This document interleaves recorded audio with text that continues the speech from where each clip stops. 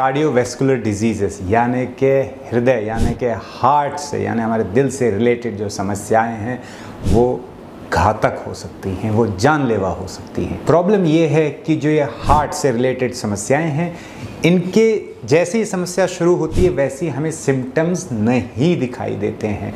Symptoms हमें तब आते हैं जब या तो देर हो चुकी होती है या फिर जो बीमारी है वो बहुत आगे बढ़ चुकी होती है। अब ये हार्ट से रिलेटेड जो समस्याएं हैं, इनका कारण क्या है, क्यों होती हैं ये? अगर आपके शरीर में कोलेस्ट्रॉल बढ़ा हुआ है उससे हो सकती है, वज़न बढ़ा हुआ है उससे हो सकती है, ब्लड प्रेशर बढ़ा हुआ है उससे आपके हार्ट को डैमेज हो सकता है, या फिर आपकी डाइट अच्छी नहीं है यानी कि आप सोच समझ के नहीं खाते हैं, कुछ भी खा लेते हैं, बाहर का तला भुना अक्सर खाया जाता है, बाहर से मंगा के ज़्यादा खाते हैं या घर में खूब तला भुना खाते हैं, तो इससे हार्ट की प्रॉब्लम होने के चांसेस बहुत ज़्यादा बढ़ जाते हैं। तो अगर आप चाहते हैं कि आपको हार्ट की समस्याएं ना हो तो एक्सरसाइज करिए और साथ में अपने खान पान का ध्यान दीजिए और लहसुन का आप इस्तेमाल कर सकते हैं। लहसुन आयुर्वेद में एक औषधि के रूप में बोला गया है जो वात को बैलेंस करती है और हृदय की समस्याओं के लिए बहुत हेल्पफुल है। मैं आपको बताऊं, कोलेस्ट्रॉल के ट्रीटमेंट में जब मैं कोलेस्ट्रॉल का ट्रीटमेंट करता हूं तो उसमें मैं लहसुन अक्सर लोगों को कहता हूं खाने के लिए जिनको कंफर्टेबल है लहसुन खाना, क्योंकि इसके बहुत अच्छे रिजल्ट्स हैं हायर कोलेस्ट्रॉल पर। अगर किसी का हाई कोलेस्ट्रॉल है तो उसको कम करने में लहसुन बहुत अच्छा हेल्प करता है। अब ये लहसुन इतना अच्छा क्यों है, मैं क्यों बोल रहा हूँ कि हार्ट की कोई भी समस्या है उसमें आप लहसुन खा सकते हैं? क्योंकि लहसुन में पाया जाता है एक कंपाउंड जिसका नाम है एलिसिन, और ये एलिसिन ही सारे जादू करता है। अब ये जो एलिसिन है ये एक्चुअली एंटागोनिस्ट 2 का जो प्रोडक्शन है हमारी बॉडी में उसको कम कर देता है। अब ये जो एंटागोनिस्ट 2 है ये क्या करता है, ये जो हमारी आर्टरीज हैं, जो हमारी नसें हैं, उनको टाइट कर देता है। अब आप ये समझिए कि आपकी जो आर्टरीज हैं जहाँ से आपका ब्लड फ्लो हो रहा है, अगर वो टाइट हो जाए, वो उतनी लचीली ना रहें, उनकी इलास्टिसिटी कम हो जाए तो क्या होगा? अब वो ज़्यादा इलास्टिक नहीं रही तो ब्लड को ज़्यादा प्रेशर लगाना पड़ेगा। ब्लड ज़्यादा प्रेशर लगाएगा ना, यानी हार्ट को ज़्यादा काम करना पड़ेगा। इससे क्या होगा? आपका ब्लड प्रेशर बढ़ जाएगा। तो लहसुन यानी गार्लिक आपकी हेल्प कर सकता है कि जो आर्टरीज हैं वो हेल्थी रहें, वो इलास्टिसिटी अपनी ना खोएं। और लहसुन खाने से हमारी बॉडी में नाइट्रिक ऑक्साइड बनती है। नाइट्रिक ऑक्साइड क्या करती है? ये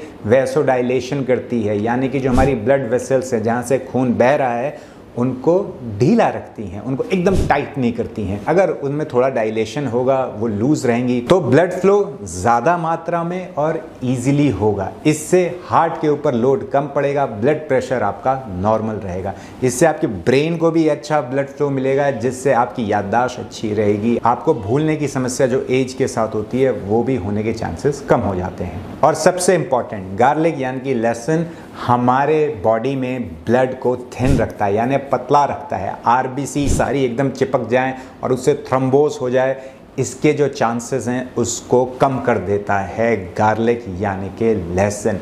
अब खून पतला रहेगा, गाढ़ा नहीं रहेगा तो फटाफट स्लो भी करेगा। इसीलिए फिर हार्ट अटैक के और स्ट्रोक के चांसेस कम हो जाते हैं अगर आप लहसुन खाते हैं तो।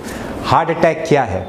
अगर आपके हार्ट को अच्छा फ्लो नहीं मिल पाया है, ब्लड का फ्लो ब्लॉक हो गया है, उससे हार्ट अटैक हो जाता है। तो अगर आपकी आर्टरीज लचीली रहेंगी, अगर वैसोडाइलेशन रहेगा, डायलेटेड रहेंगी यानी कि थोड़ी सी लूज रहेंगी, और आपका खून भी पतला है, ज़्यादा गाढ़ा नहीं है, इससे क्या होगा? फ्लो ब्लड का पूरी बॉडी में अच्छा बना रहेगा और ये सब बीमारियों के चांसेस कम हो जाएंगे। अब ये हैं सारे फायदे लहसुन के, लेकिन लहसुन को खाना कैसे है? अगर हम इसको पकाकर खाते हैं तो ध्यान रखिएगा कि इसे हाई फ्लेम में यानी कि बहुत ज़्यादा गरम करके फिर इसको रोस्ट नहीं करना है, बहुत लाइट फ्लेम में होना चाहिए आपका जो बर्तन है वो। अगर आप इसमें लहसुन डालते हैं और इसको ज़्यादा देर तक रोस्ट नहीं करना है। वैसे तो सबसे अच्छा कहा जाता है कि अगर आप लहसुन को कच्चा खा लें, एक कली खानी होती है छोटी सी, उसको अगर आप खाली पेट खा लें, अगर खाली पेट दिक्कत होती है तो खाने के बाद उसको खा सकते हैं, वो सबसे बेस्ट रहता है। चबा कर खाना बेस्ट होता है, लेकिन अब चबा के खाना तो एकदम मुँह जला देगा लहसुन कई लोगों का, तो वो लोग क्या कर सकते हैं, लहसुन के ऊपर थोड़ा सा नींबू डाल सकते हैं, फिर चबा सकते हैं। लेकिन इसको करने से पहले एक चीज़ का और ध्यान रखिए। अगर आप चाहते हैं कि एलिसिन, जिसकी मैंने बात की, बहुत इंपॉर्टेंट है कंपाउंड जो लहसुन में पाया जाता है, जिसकी वजह से हमें सारे लहसुन के फ़ायदे मिलते हैं, तो बेटर है कि आप लहसुन की जो एक कली है उसको आप दबा दें, जिसे कहते हैं थेच लें थोड़ा सा, तो उसको आप किसी चाकू से किसी चीज़ से दबा दें लहसुन को, जिससे वो लहसुन टूट जाए। फिर इसको आप कम से कम 10 मिनट तक ऐसे ही खुली हवा में रहने दीजिए। इससे क्या होता है, जो एलिसिन का इफेक्ट है वो और ज़्यादा बेटर आएगा। वैसे तो अगर आप डायरेक्ट यूज़ कर लोगे, काटोगे, डालोगे, उससे भी आएगा, लेकिन सबसे अच्छा ये होता है कि अगर थोड़ा सा दबा लें या छोटे छोटे पीस कर लें लहसुन के और उसको थोड़ी देर के लिए आप छोड़ दीजिए, 10 मिनट तक छोड़ दीजिए, उसके बाद इस्तेमाल करिए तो लहसुन के और ज़्यादा आपको इफेक्ट मिलेंगे। अब इसको खाना कैसे है, एक तो मैंने बताया नींबू के साथ आप खा सकते हैं, कई लोग तो सिंपल चबा लेते हैं। अगर ऐसा भी नहीं हो पाता है तो आप, जैसे मैंने बताया, छोटे छोटे पीस चॉप कर लीजिए, पानी में मिक्स करिए और सीधे पी जाइए, ऐसा भी कर सकते हैं। या फिर आप थोड़ा सा शहद लें, उसमें जो लहसुन के आपने छोटे छोटे टुकड़े किए हैं उसको मिला लें और उसको आप चबाकर खा सकते हैं, ये भी कर सकते हैं। तो ये सारे आइडियाज़ हैं कैसे खाया जा सकता है। जैसे आपको कंफर्टेबल हो आप लहसुन खाना शुरू करिए। हाँ, लहसुन से आपके मुंह से थोड़ी सी स्मेल आ सकती है, ये आपको सोशल डिस्टेंसिंग में भी हेल्प करेगा। मजाक कर रहा हूँ। एनीवेज़, अगर आपको लगता है लहसुन से स्मेल आती है तो आप, जैसे मैंने बताया, आप सीधे निगल लीजिए या हनी के साथ खा लीजिए तो इससे कम आती है स्मेल, या फिर आप रात को खा सकते हैं। लेकिन लहसुन एक औषधि है, एक दवाई की तरह इसका आप इस्तेमाल करिए, ये आपको अच्छे रिजल्ट देगी।